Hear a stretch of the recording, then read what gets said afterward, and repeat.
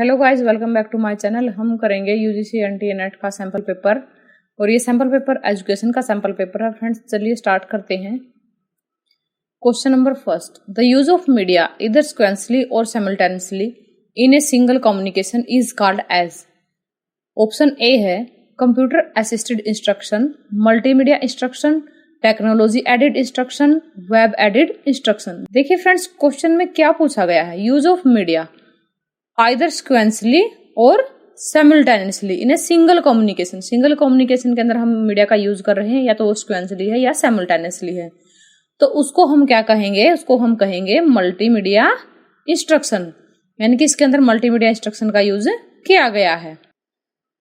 Next question है, the technology useful to student who is visually impaired but not blind. कहता है जो technology useful होती है उन स्टूडेंट के लिए जो कि विजुअली इम्पायर्ड है, ठीक है, ना कि ब्लाइंड, यानी कि थोड़ा बहुत उनको देखने में प्रॉब्लम है लेकिन अंधे नहीं है, तो उनके लिए कौन सी टेक्नोलॉजी का यूज जो है अच्छा रहेगा।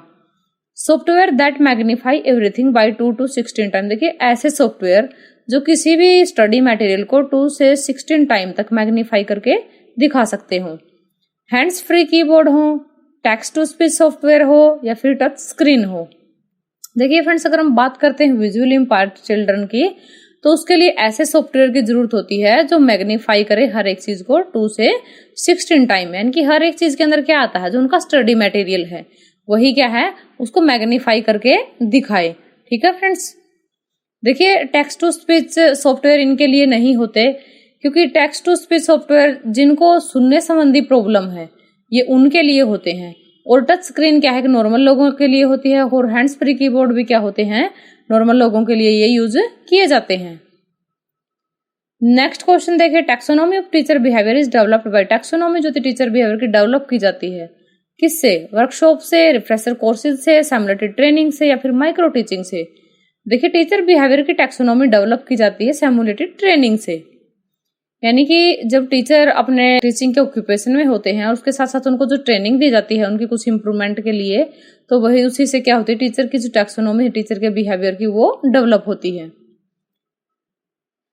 It is the scientific and organised teaching learning process and और प्रोडक्ट। कहता है ये साइंटिफिक और ऑर्गेनाइज्ड टीचिंग लर्निंग प्रोसेस और प्रोडक्ट है। कौन सा है, इंस्ट्रक्शनल टेक्नोलॉजी है, एजुकेशनल टेक्नोलॉजी है, एजुकेशनल मीडिया है, ऑडियो विजुअल और मीडिया टेक्नोलॉजी है, तो ये होगी एजुकेशनल टेक्नोलॉजी। एजुकेशनल टेक्नोलॉजी क्यों होगी, देखिए क्योंकि इसके अंदर साइंटिफिक के साथ साथ ऑर्गेनाइज्ड टीचिंग लर्निंग प्रोसेस जो है की गई है, यानी कि साइंटिफिक और ऑर्गेनाइज्ड टीचिंग लर्निंग का ये प्रोडक्ट है, तो क्या होगा, एजुकेशनल टेक्नोलॉजी। नेक्स्ट क्वेश्चन देखिए, the medium which sends the signal from source to destination is known as. कहता है ऐसा मीडियम जो सिग्नल को सेंड करता है सोर्स से डेस्टिनेशन की तरफ, उसको क्या कहते हैं, ट्रांसमीटर, ट्रांसमिशन चैनल, रिसीवर या फिर हार्डवेयर। तो देखिए फ्रेंड्स, उसको कहते हैं ट्रांसमिशन चैनल, जो एक स्थान से दूसरे स्थान पर सिग्नल सेंड करते हैं। देखिए फ्रेंड्स, ये क्वेश्चन आपको बहुत आसान लगते होंगे देखने में, लेकिन अगर हम बात करें दिसंबर 2019 के पेपर की, दिसंबर 2019 के अंदर जो पेपर आया था वो बिल्कुल ऐसा ही पेपर था, और इसके अंदर जो कट ऑफ लिस्ट थी वो भी बहुत हाई गई थी, और जो जेआरएफ की लिस्ट थी वो भी बहुत हाई गई थी फ्रेंड्स, क्योंकि इतना इजी क्वेश्चन पेपर जो है सेट किया गया था जो पिछले 10 सालों में कभी नहीं किया गया था। नेक्स्ट क्वेश्चन है, the educational institutions, library, hospitals and industries store the concern information. कहते हैं जो एजुकेशन के जो इंस्टीट्यूट होते हैं, लाइब्रेरी होती है, हॉस्पिटल होते हैं, इंडस्ट्रीज होती है, वो किस तरह से डाटा को स्टोर करती है और इन्फॉर्मेशन को। तो देखिए ऑपरेटिंग सिस्टम से, वर्ड प्रोसेसिंग से, डाटा मैनेजमेंट से या फिर इन्फॉर्मिंग सिस्टम से। तो ये क्वेश्चन बहुत ही आसान है, आपको समझ आ गया होगा कि कैसे ये डाटा को स्टोर करती है। तो ये डाटा को स्टोर करती है डाटा मैनेजमेंट से। नेक्स्ट क्वेश्चन है, which of the following is not a characteristics of a gifted child. Gifted child का कौन सा कैरेक्टरिस्टिक्स नहीं है, high intelligence, high achievement, critical analysis, conformist attitude. देखिए फ्रेंड्स, यहाँ पे जो गिफ्टेड चाइल्ड है उसके कैरेक्टरिस्टिक्स के अंदर ये तीनों के तीनों तो आएंगे, ए, बी एंड सी, बट ये जो कन्फर्मिस्ट एटीट्यूड होता है ये इसके अंदर नहीं आएगा, इसका आंसर नहीं होगा, यानी कि नोट ए कैरेक्टरिस्टिक तो कन्फर्मिस्ट एटीट्यूड। क्योंकि देखिए कन्फर्मिस्ट एटीट्यूड के अंदर जो लोग होते हैं वो ट्रेडिशनल वे से सोचते हैं, बट क्या आप सोच सकते हैं कि गिफ्टेड चाइल्ड जो ट्रेडिशनल वे से किसी चीज को सोचेगा। और देखिए जो कन्फर्मिस्ट एटीट्यूड होता है वो उसमें लोग ट्रेडिशनल वे से सोचते हैं, लेकिन जो नॉन कन्फर्मिस्ट एटीट्यूड होता है वो भी बहुत डेंजरस होता है। नेक्स्ट क्वेश्चन है, which of the following is true for intelligence and creativity?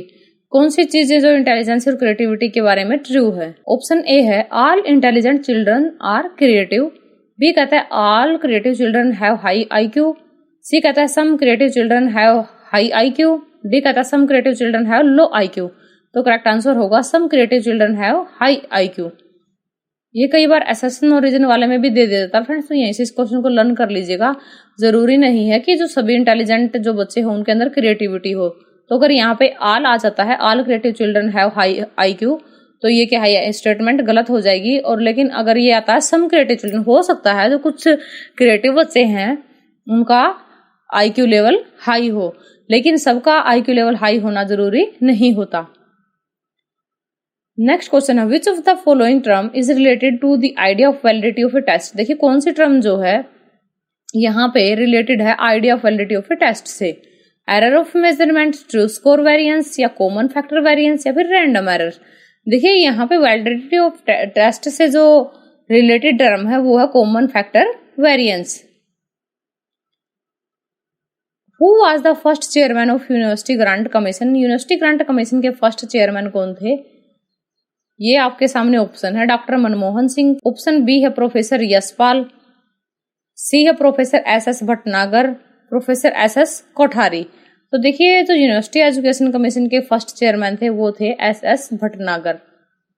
Next question है, emotions are usually govern by, emotions को किसके द्वारा गवर्न किया जाता है?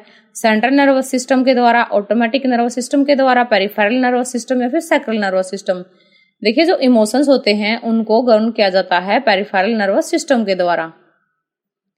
The nature of truth is basically a problem for, जो नेचर ऑफ ट्रुथ होती है वो प्रॉब्लम होती है किसके लिए?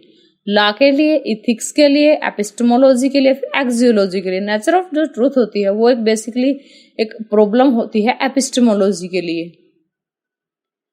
One of the appropriate statistics that can be used for Solomon for experimental design is, एक आपको appropriate statistics बताना है, ठीक है, जो यूज करेगा सोलोमन फॉर एक्सपेरिमेंटल डिजाइन के लिए। कोरिलेशन एनालिसिस का यूज करोगे, one way ANOVA, chi square, या फिर मीडियन टेस्ट। तो इसके लिए हम यूज करेंगे one way ANOVA test. Next question है, pre test post test randomized matching control group design is an example. जो कहता है प्री टेस्ट पोस्ट टेस्ट जो randomized matching control group design है वो किसका एग्जांपल है? Option A true experimental design, pre experimental design, C कहता है क्वासी एक्सपेरिमेंटल डिजाइन, और डी कहता है पोस्ट फैक्टो एक्सपेरिमेंटल डिजाइन। तो करेक्ट आंसर होगा ट्रू एक्सपेरिमेंटल डिजाइन का ये एग्जांपल होगा। What is the distinction between formative and summative evaluation of curriculum? कहता है formative evaluation consider a part of the course content midway of the course and provide feedback. Second option कहता है formative evaluation is concerned with the form and structure of the course. Third कहता है summative evaluation consider the whole course content at the end of the course for taking important decision. Fourth कहता है formative evaluation and summative evaluation are complementary. ये आपके सामने code है, तो देखिए फॉर्मेटिव और समेटिव जो इवैल्यूएशन है उसके बारे में हमने बताना है कि क्या डिस्टिंक्शन है इनके बीच में। तो देखिए इसका जो राइट आंसर होगा वो होगा ऑप्शन डी। सबसे पहले तो जो फॉर्मेटिव इवैल्यूएशन है कंसीडर करता है पार्ट ऑफ कोर्स कंटेंट और मिडवे यानी कि बीच में होता है ये, ठीक है, फीडबैक प्रोवाइड करने के लिए, ताकि जो टीचर है वो आगे के डिसीजन ले सके किस तरह से उसको टीचिंग मेथड को इम्प्रूव करना है, किस तरह से उसको टीचिंग की जो इंस्ट्रक्शन है उनको इम्प्रूव करना है, टीचिंग की जो शिक्षण सामग्री है उसको किस तरह से मोल्ड करना है और किस तरह से बच्चों को इम्पार्ट करना है, ठीक है फ्रेंड्स, इसलिए ये सही है। उसके बाद जो समेटिव इवैल्यूएशन है वो होल कोर्स कंटेंट का पार्ट तो होता है, साथ ही ये जो सबसे लास्ट में होता है कहता है एंड ऑफ द कोर्स, ठीक है। यानी कि आप ये कह सकते हैं कि कॉलेज के अंदर या स्कूल के अंदर जो आपके यूनिट टेस्ट होते हैं, जो मंथली टेस्ट होते हैं, वो आपके फॉर्मेटिव इवैल्यूएशन का एक पार्ट है, और जो आपके फाइनल एग्जाम होते हैं वो आपके समेटिव इवैल्यूएशन का एक पार्ट होते हैं। और उसके बाद formative evaluation and summative evaluation are complementary, ये दोनों जो है एक दूसरे के कॉम्प्लीमेंट्री है। नेक्स्ट क्वेश्चन है, a method in which the skill and expertise of many teachers is combined. देखिए कहता है एक ऐसा मेथड जिसके अंदर जो स्किल्स होते हैं एक्सपर्टाइज के और काफी सारे जो टीचर होते हैं उनको कंबाइन किया जाता है टीच करने के लिए क्लास के अंदर, उसको क्या कहते हैं? Panel discussion, group discussion, team teaching, tutorial method, तो उसको कहेंगे टीम टीचिंग। नेक्स्ट क्वेश्चन है international institute of educational planning is at, जो इंटरनेशनल इंस्टीट्यूट है एजुकेशनल प्लानिंग का वो कहाँ पे है? लंदन में है, पेरिस में है, न्यूयॉर्क में है, न्यू दिल्ली में है, तो ये है पेरिस के अंदर। Which of the following is not a characteristics of intellectual development of a later childhood? कहता है कौन सा characteristics नहीं है intellectual development का later childhood के? Careful for future, end of the imaginary fear, high interest in science fiction, increased logical power। तो इसका जो characteristics नहीं है वो है careful for future, क्योंकि जो चाइल्डहुड होता है, लेटर चाइल्डहुड होता है, उसके अंदर बच्चों को फ्यूचर के बारे में इतनी चीजों का पता नहीं होता। वो अपना जो उस टाइम पे जो उनकी लाइफ है वो उसी को एंजॉय करते हैं, उनको फ्यूचर का, प्रेजेंट का, पास्ट का किसी चीज का इतना पता नहीं होता। विच of the following is not assessed by using ऐसे टाइप क्वेश्चन? क्या चीजें जो है वो ऐसे टाइप क्वेश्चन से एक्सेस नहीं की जाती? ऑप्शन है thinking skill, knowledge of wide content area, supplying suitable arguments, detailed description of an event. तो जो एक्सेस नहीं की जाती ऐसे टाइप क्वेश्चन से वो है knowledge of wide content area. Which of the following commission first decentralise the primary education? कौन सा ऐसा कमीशन था जिसने पहले ही क्या है, सबसे पहले डिसेंट्रलाइज किया था प्राइमरी एजुकेशन को? Hunter commission, Mudaliar commission, Kothari commission या फिर सैडलर कमीशन? तो ये था Hunter commission. Basal age is related to the measurement of, जो बेसल एज है वो किस मेजरमेंट के रिलेटेड है? पर्सनैलिटी के लिए है, एटीट्यूड, इंटेलिजेंस या फिर एप्टीट्यूड? देखिए जो बेसल एज है वो रिलेटेड है इंटेलिजेंसी से। Longitudinal study are a type of, जो लॉन्गिट्यूडनल स्टडी होती है वो किस टाइप की स्टडी होती है? हिस्टोरिकल होती है, डेवलपमेंटल होती है, सर्वे स्टडी होती है या फिर फिलोसफिकल स्टडी होती है?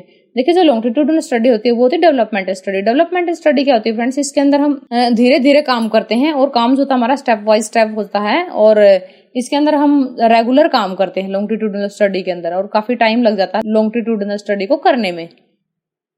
Ethno methodological study is a, जो एथनो मैथोडिकल स्टडी होती है वो होती है philosophical research, historical research, experimental research या फिर सोशियोलॉजिकल रिसर्च। देखिए जो एथनोमैथोडिकल जो स्टडी होती है वो होती है सोशियोलॉजिकल रिसर्च के अंदर। What are the component of Tyler's model of curriculum? देखिए जो टेलर का जो मॉडल है करिकुलम के लिए उसके कंपोनेंट कौन कौन से हैं ये आपके सामने ऑप्शन है।